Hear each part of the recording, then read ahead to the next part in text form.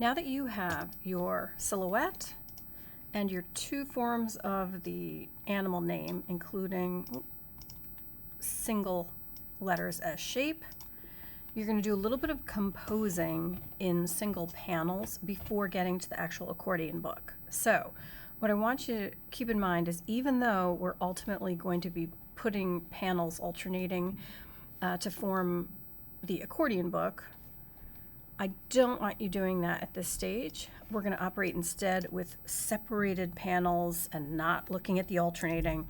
So we're seeing individual compositions, not a series that works together. Okay, so we're going to set up in a space below. And ultimately, let me back this up. Ultimately, what I want you to have are 12 rectangles that are this size, that corresponds to your book, but with lots of space between.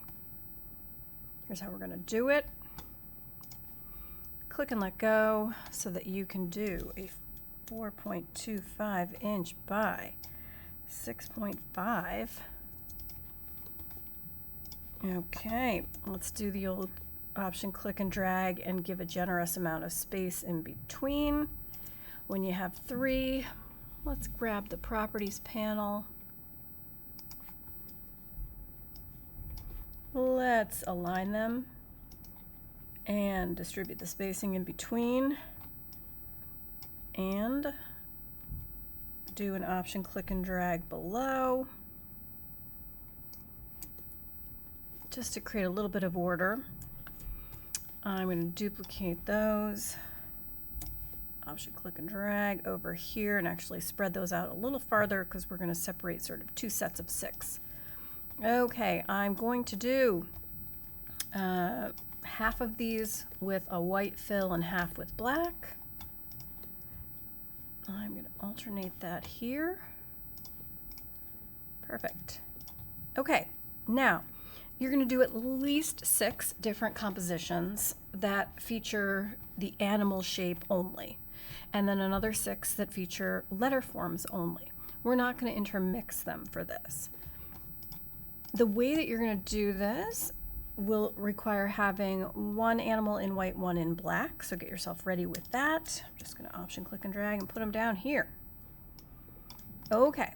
Now, though you could be playing around, arrange, bring to front, playing around sort of looking this way. These aren't artboards, and we need to put the animal inside of that shape. Keep in mind that if, and I'm going to put, actually I'll do it with this one just to demo, that if you did a clipping mask, you would lose the fill color on the frame. And yet we do want a clipping group of some kind. We're going to do a different method. You select the box, you come underneath at the bottom of your toolbar, and there are these 3 little modes. We've been operating in Draw Normal. We're going to go not to the second one, we're going to go to the last one, Draw Inside. When you click that, you're going to see these little dashed lines show up. It now knows that anything you do is going to happen just inside of that frame. So if you made a new shape, and let me just change the color so you see what the heck I'm doing. If you made some new shape, it only shows up inside of that. But anything that's existing is not in it because it wasn't made that way.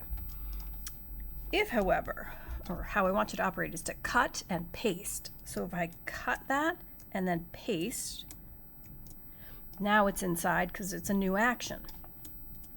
Okay, so I'm going to look at the layer panel and just show you what's happening here.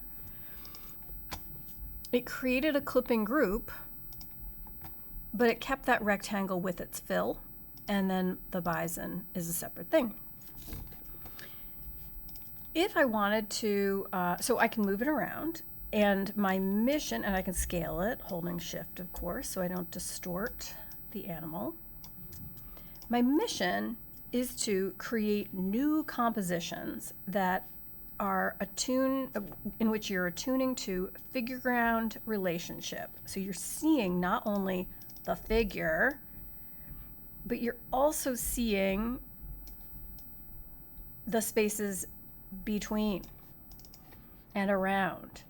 So I'm looking at what the black shape becomes.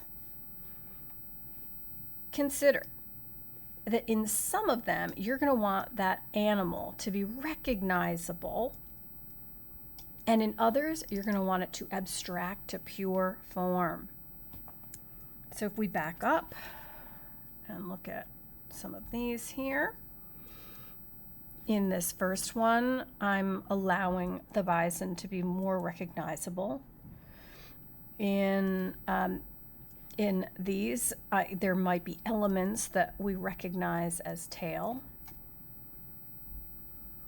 Totally recognizable, abstracting more to pure form. In my 6, I have, wow, I really went for the similar thing here. In my 6, I want to make sure that you spend some time with just the single shape before you're operating with more than one. So play around and really see some possibilities using just one.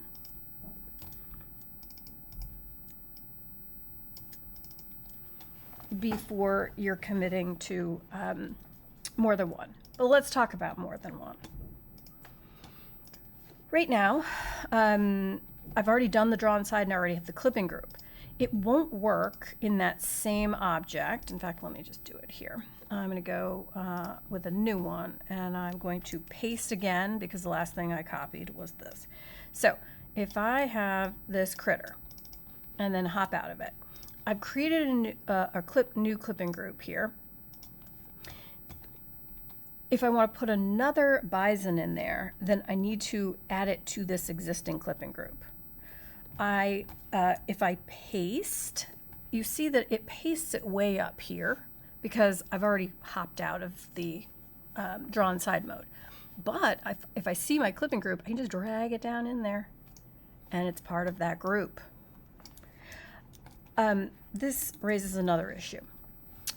Anything that you're creating in a composition should involve clarity of these shapes. You can't distort things.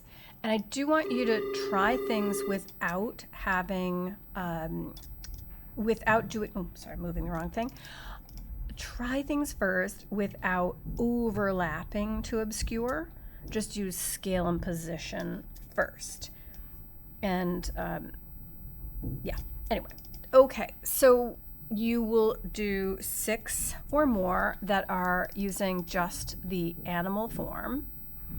And then you will do 6 or more that are using letter forms in the same way, except with the letter forms, every composition is about abstracting so that those letter forms just are reading or operating as shape and not operating as readable letters. So that's definitely going to mean turning and tipping. It cannot mean distorting